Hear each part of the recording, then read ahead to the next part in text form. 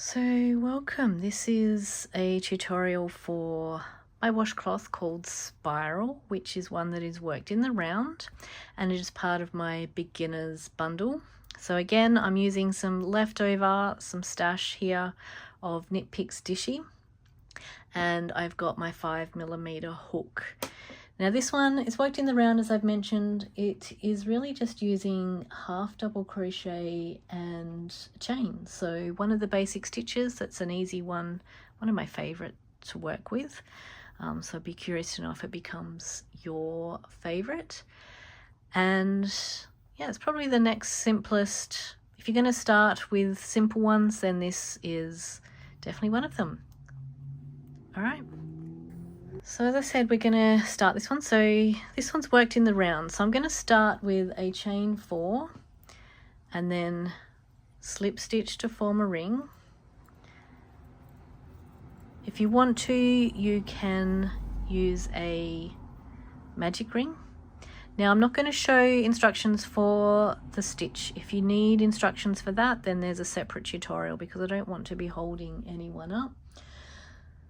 All right, so round 1, I'm going to begin with a chain 1. Now that's not going to count as a stitch. And now I'm going to work 3 half double crochets into that ring. So it'll get a little bit squishy, but as you work into them, it will become less squishy. Okay, so that's 3 half double crochets. I'm just going to pull it around a little bit. And then we've got a chain 2.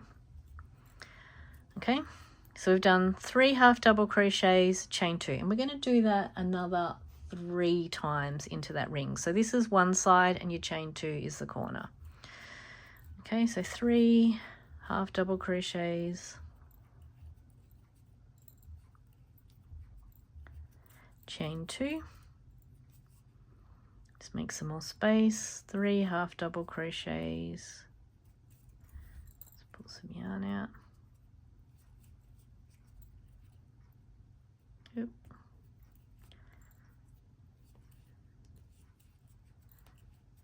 Chain 2. So that's 2 repeats. So the last repeat, just make space for it before I start. 3 half double crochets and chain 2. All right, so then we're gonna ignore that chain 1. We're just going to slip stitch to the top of that first half double crochet, and there, if we lay it down, you can see we've got 4 corners, 4 sides. Okay, so round 2, again we're going to start with a chain 1, and that chain 1 is not going to count as a stitch. It's just to give you a bit of height. So now we're going to do 1 half double crochet into each stitch on the side.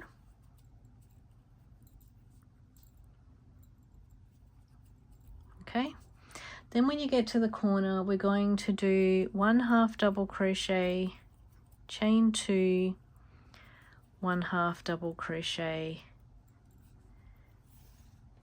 into that chain 2 space, and then we're going to do 1 half double crochet. So now we're just going to repeat that. So you've got a half double crochet into each stitch. So be just mindful that you're working in the round, so you're always going to be working on the hook side of the stitch and that little window in there.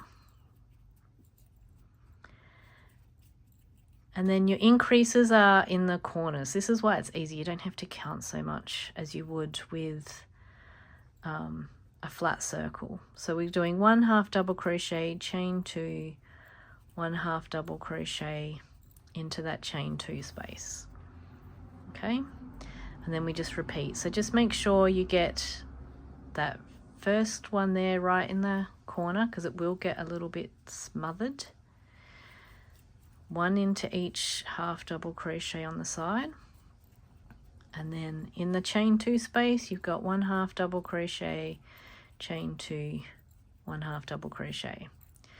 Okay, and what we're doing in this round is what we're going to do in every round. And you'll find that as it gets bigger, it's going to be a little less square looking. It's just going to take its shape. You could turn if you wanted to on each round. I prefer not to. If you do turn, just note that you'll be working into a different side of the stitch on alternating rounds, but I like it when there's something different, like a good, sorry, not something different, something like a front and a back page. So when you get back to the start, you're just going to slip stitch to that first half double crochet. All right, so then you just keep repeating that. A bit of fluff has been in my stash for too long. Just keep repeating that until it gets to the size that you want, or in my case, until I run out of yarn. If it's not big enough at that size, then I'll just add another color and make it like a border. But yeah, just keep continuing that, and then I will show you the finish once I get there. So this is the final thing of this washcloth. Now this hasn't ended up as big as the original and not as big as the one I made in the first week because I ran out of yarn and I decided that I wasn't going to add a border in any color. So this one, once you're done, you can just fasten off and weave in those ends. So you can see it's got a bit of a spiral shape. So if you want to avoid that, because I know some of you get a little particular about the shaping, so I'm just going to weave in the ends while I talk. So if you want to avoid that, what you can do is turn on every round and it will end up a little bit squarer, because what you've got happening here is the stitches all leaning in one direction. So if you turn it, you'll end up with a back and a front. So here we've got, so you'll end up with the same on the back as the front. So here we've got a different look. This is the front and this is the back. So you can compare and you can see that they're a little bit different. So you'll lose the spiral shape and you will lose the front side, back side. So entirely up to you. Now you can block it as well, which I did do with my original one, but it still kept this spiral shape to a certain extent. But I think it just adds some character to it. So this one's a small size, as I said.